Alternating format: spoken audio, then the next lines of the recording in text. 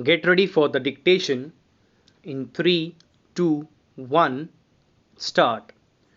Honorable members, my government is committed to bringing the brothers and sisters from the tribal community of the country into the mainstream of development.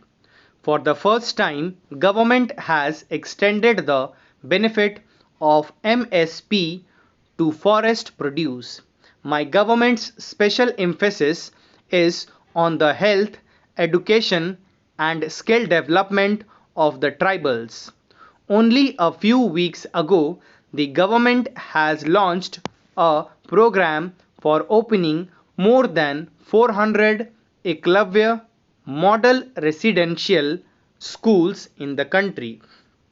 Recently, reservation for scheduled castes and scheduled tribes in Lok Sabha and state assemblies has also been extended for the next 10 years. Honorable members, my government is also constantly striving for the social, economic, and educational progress of the minority community.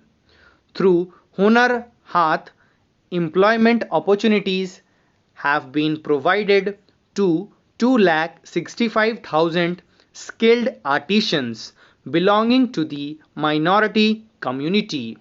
Scholarships have been granted in large numbers to Muslim students to enable them to continue their education without interruption. On the special request of my government, an unprecedented increase in Hajj quota was made by Saudi Arabia, as a result of which a record 2 lakh Indian Muslims performed the Hajj this time. India is the first country where the entire process of Hajj pilgrimage has been made digital and online. The government is also undertaking 100% digitization of Waqf properties across the country so that these properties can be utilized for the welfare of the Muslim community. Honorable members, my government is working with utmost sensitivity towards fulfilling the hopes and aspirations of the Divyangjan, along with increase in reservations and legal empowerment. More than 1,000 government buildings and more than 700 railway stations have been made accessible for Divyangjan. In the last 5 years, aids and assistive devices worth rupees 900 crore were distributed to the Divyangjan by organizing camps. The government is creating a national database of Divyangjan, and e-unique identification cards have been issued to more than 25 lakh Divyangjan.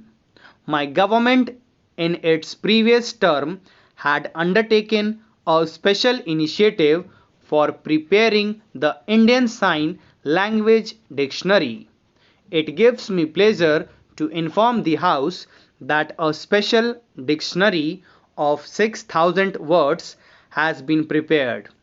Honorable members, India has always believed in the principle of equal respect for all faiths. However, at the time of partition, this very belief of India and of its people came under the most severe attack.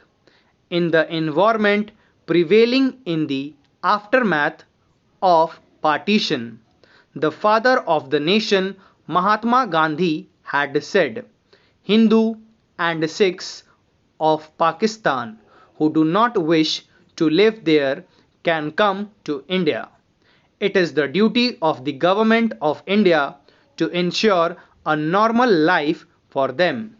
Many national leaders and political parties have from time to time supported this idea of Pujya Bapu and further propagated it.